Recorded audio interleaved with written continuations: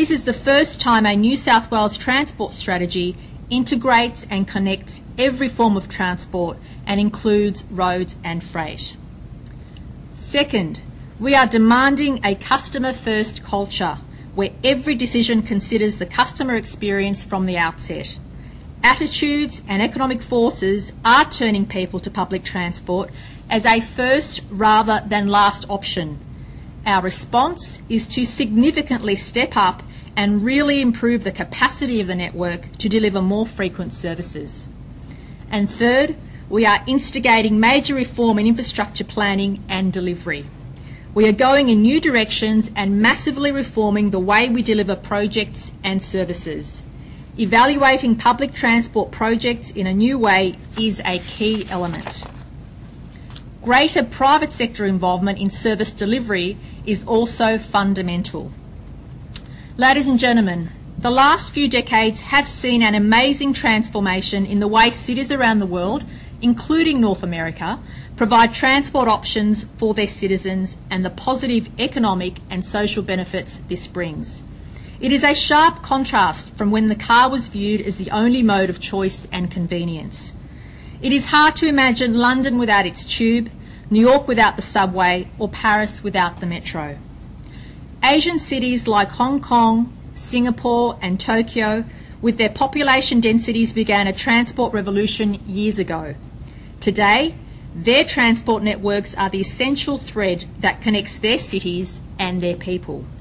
Commercial and social activity in all these cities is based around accessible public transport. But combine 16 years of an incompetent Labor government, apologies for the bias, the ongoing sprawl of our city, the absence of investment in infrastructure, and we understand why Sydney hasn't been engaged in the same transformation we see in Europe, Asia and now even North America.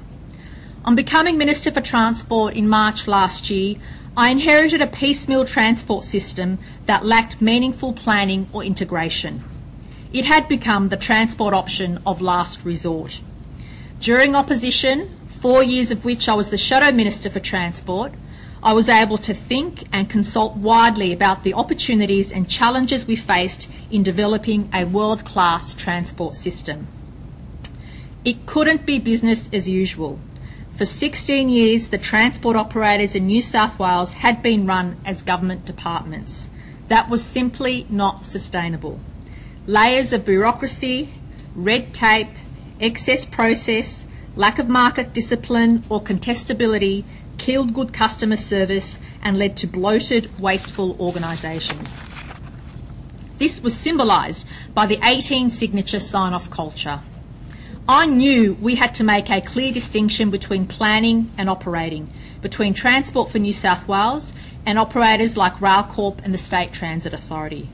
Today, all decisions regarding procurement, projects, asset standards and long-term planning are made in Transport for New South Wales in consultation with the operators.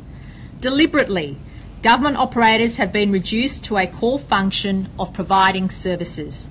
This allows us to benchmark performance and judge how customer obligations are being fulfilled.